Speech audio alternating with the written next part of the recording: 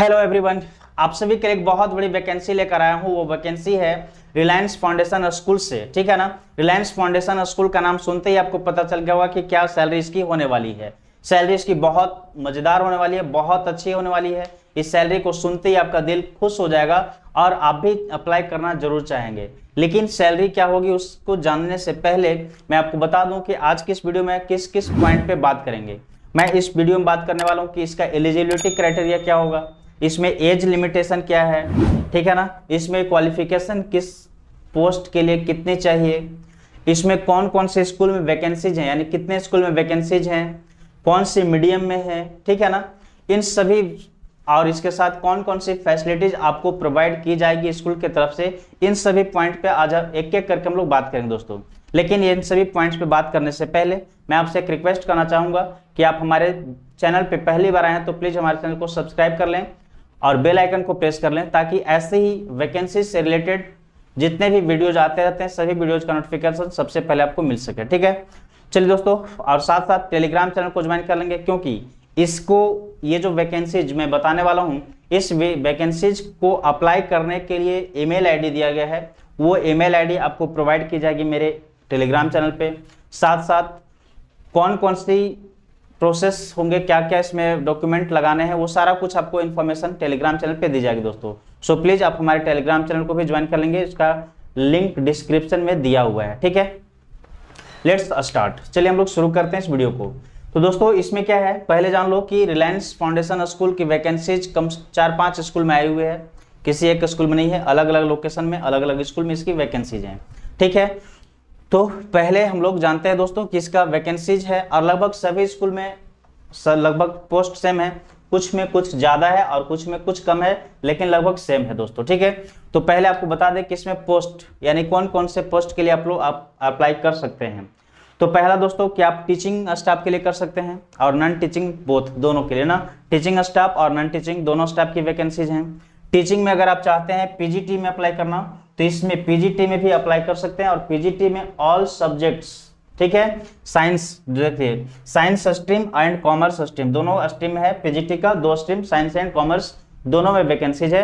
तो साइंस के लिए भी आप सभी सब्जेक्ट के लिए अप्लाई कर सकते हैं, मैथ, बायोलॉजी, फिजिक्स, केमिस्ट्री, ठीक है ना, बॉटनी, जूलॉजी, जो भी है ये सारा कुछ आप अप्लाई कर सकते हैं। कॉमर्स में भी जाएंगे तो अकाउंट्स, इकोनॉमिक्स वगैरह जो भी सब्जेक्ट है उसके लिए, ठीक है। तो सभी सब्जेक्ट इसमें आप अप्लाई कर सकते हैं। नेक्स्ट है दोस्तों टीजीटी। टीजीटी में भी आप सभी सब्जेक्ट के लिए अप्लाई कर सकते हैं, ठीक है। और पीआरटी में प्राइमरी टीचर का भी है वैकेंसीज। प्राइमरी टीचर में दोस्तों एक बहुत बड़ी खुशखबरी ये है इस स्कूल में, क्या है ना कि सबसे बड़ी खुशखबरी ये है कि इसमें पीआरटी के लिए कोई रेस्ट्रिक्शंस नहीं है कि बीएड आप किए हैं तो पीआरटी में अप्लाई नहीं कर सकते हैं। यहाँ आपको छूट दिया गया है कि अगर आप बीएड किए हैं और पीआरटी में भी अप्लाई करना चाहते हैं तो अप्लाई कर सकते हैं, यानी बीएड वाले भी पीआरटी में अप्लाई कर सकते हैं। इसके साथ इसमें टेट और सीटेट, ठीक है ना, टेट और सीटेट की कोई आवश्यकता नहीं है। अगर आपके पास है तो आप उसको लगा सकते हैं, ठीक है, आप अटैच कर सकते हैं। लेकिन अगर आप टेट या सीटेट पास नहीं है दोस्तों तो इसमें घबराने की जरूरत नहीं है, आप अप्लाई कर सकते हैं, ठीक है। इसके बाद बीएड जो है सो बीएड वाले पीआरटी में अप्लाई कर सकते हैं, ये आपको बता दिया। इसके साथ साथ दोस्तों इसमें एक्सपीरियंस की कोई डिमांड नहीं है। अगर आपके पास एक्सपीरियंस है कुछ 2, 4, 5 साल, 10 साल, जितने सालों का एक्सपीरियंस, तो उस आपके एक्सपीरियंस को भी अटैच करेंगे, एक्सपीरियंस सर्टिफिकेट, ताकि आपका ज्यादा वहां पे क्या हो, वैल्यू बने, ठीक है ना। लेकिन अगर आपके पास कोई एक्सपीरियंस नहीं है, आप फ्रेशर हैं, तो फ्रेशर भी आप अप्लाई कर सकते हैं, कोई प्रॉब्लम नहीं है। तो ये थी दोस्तों 3 पॉइंट जिस पे हमें बहुत अच्छे से बात करनी थी, मैंने आपको बताया। आगे देखिए, इसमें पीपीआरटी के लिए भी है दोस्तों, यानी कि प्री प्राइमरी, है ना, प्री प्राइमरी टीचर्स की भी आवश्यकता है। प्री प्राइमरी टीचर्स के लिए एक अलग से सर्टिफिकेट आपको रिक्वायर्ड है, वो है दोस्तों ECCED, मतलब अर्ली चाइल्ड केयर जो सर्टिफिकेट होता है वो सर्टिफिकेट आपके पास होना चाहिए अगर आप प्री प्राइमरी टीचर्स के लिए अप्लाई करना चाहते हैं तो, ठीक है। तो ये थे दोस्तों आपको कौन से पोस्ट पे है वैकेंसीज। इसके साथ बता दूं कुछ नॉन टीचिंग के लिए भी है दोस्तों। टीचिंग में तो ये हो गया, टीचिंग में एक और है दोस्तों, फिजिकल एजुकेशन के लिए भी है। फिजिकल एजुकेशन टीचर जो फीमेल होंगे, है ना, फिजिकल एजुकेशन टीचर के लिए फीमेल का है ये सीट, स्पेशल फीमेल लिखा हुआ है, स्पष्ट रूप से वहां पे लिखा हुआ है फीमेल, वो फीमेल के लिए है। म्यूजिक टीचर के लिए भी अप्लाई कर सकते हैं, अगर आप म्यूजिक जानते हैं तो म्यूजिक के लिए भी अप्लाई कर सकते हैं। लेकिन म्यूजिक के लिए भी अगर आप अप्लाई करते हैं तो इसके लिए आपको क्या होना चाहिए कि म्यूजिक क्षेत्र में आपका सर्टिफिकेट कुछ होना चाहिए। इसके साथ फिजिकल सर्टिफिकेट भी आपके पास होना चाहिए, फिजिकल ट्रेनर जाते हैं बनकर आप। और आपको बता दें दोस्तों थोड़ा अप्लाई करने का प्रोसेस, कि अगर जब भी आप अपना इसमें ईमेल करना है रिज्यूम, तो रिज्यूम को अपडेट करेंगे, पूरा फ्रेश नया अपडेट करके रिज्यूम बनाएंगे, और उसके साथ जो भी क्वालिफिकेशन है सभी क्वालिफिकेशन का डॉक्यूमेंट्स ऐड करेंगे, अटैच कर देंगे दोस्तों आप साथ साथ। और इसके साथ अगर आप ये फिजिकल के लिए जाते हैं तो इसके लिए दोस्तों बता दें कि इसके लिए कुछ अलग से आपको जो फिजिकल का सर्टिफिकेट है वो तो है ही, उसके अलावा अगर आप कोई भी अदर एक्टिविटीज में कहीं पे इन्वॉल्व रहे हैं या तो कहीं पे कोई ट्रेनिंग वगैरह ऑर्गेनाइज किए हो उसका, या फिर कोई खेल वगैरह कंपटीशन वगैरह में भाग लिए हो, वहाँ से जहाँ भी गए हो आप, अगर अलग अलग किसी भी तरह का सर्टिफिकेट आपके पास है तो सर्टिफिकेट को भी आप वहाँ पे अप्लाई कर देंगे, साथ में ऐड कर देंगे दोस्तों, ठीक है ना, ताकि आपको ज़्यादा वहाँ पे कंसिडर किया जाए। समझ में आ रही बात। अब इसके साथ देखिए दोस्तों क्या है कि इसमें ये जो स्कूल है वो पहले बता दूं कि पहला इसका लोकेशन है दिया हुआ लोधीवली रायगढ़, ठीक है ना, लोधीवली स्कूल रायगढ़ में इसकी वैकेंसी है, लोधीवली रायगढ़। और इसमें जो है दोस्तों ये मराठी मीडियम में है, ठीक है, ये कौन सी मीडियम में है, तो यहाँ पे ये मराठी मीडियम में है। और अगर आप चाहें तो यहाँ पे मतलब ऐसा स्पष्ट लिखा है मराठी मीडियम, इंग्लिश मीडियम की कोई बात नहीं की गई कि आपको पूरा फ्लुएंट इंग्लिश आना ही चाहिए। लेकिन आज का ये जो मॉडर्न युग है दोस्तों, आपको बता दें कि इसमें देखिए नीचे लास्ट में लिखा हुआ एक point, candidates must be proficient in English and computers, ठीक है ना।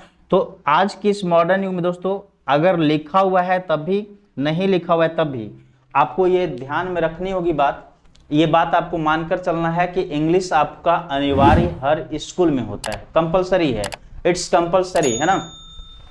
तो इंग्लिश और कंप्यूटर का बेसिक नॉलेज कम से कम, ताकि आप कंप्यूटर भी ऑपरेट कर सके, थोड़ी बहुत काम कर सके उसमें, इतनी नॉलेज तो आपको होना चाहिए कंप्यूटर में। इसके साथ इंग्लिश फ्लुएंट आपको आना चाहिए।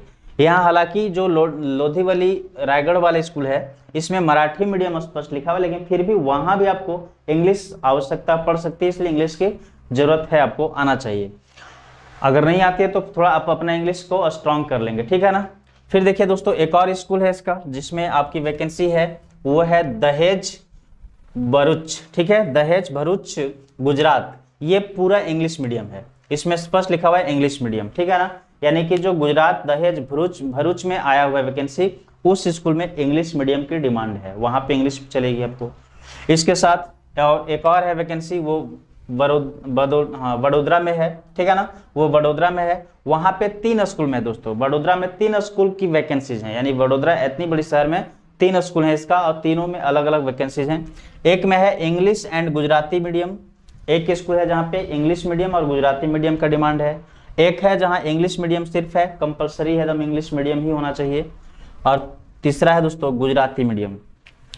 तो ये जो इंग्लिश एंड गुजराती है और सिर्फ गुजराती है, ये जो स्कूल है दोस्तों, वहाँ पे आपको इंग्लिश थोड़ी बहुत कम भी आती है, मतलब बहुत ज़्यादा फ्लुएंट नहीं है तो भी चल सकता है काम। लेकिन जो कंप्लीट इंग्लिश मीडियम है वहाँ पे आपको, या फिर ये जो है ना दहेज भरूच वाला, ये भी इंग्लिश मीडियम है, तो इन जगहों पे आपको पूरा फ्लुएंट इंग्लिश आना चाहिए, ठीक है।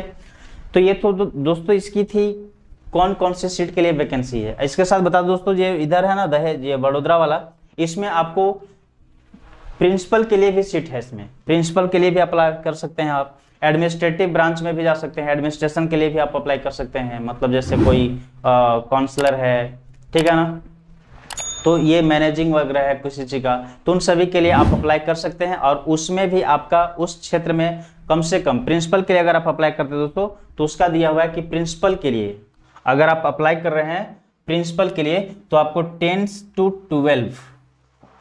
12 ईयर्स एक्सपीरियंस आपके पास होना चाहिए, 10 से 12 साल का एक्सपीरियंस होना चाहिए, ठीक है, अगर आप प्रिंसिपल के लिए अप्लाई करते हैं तो। प्रिंसिपल,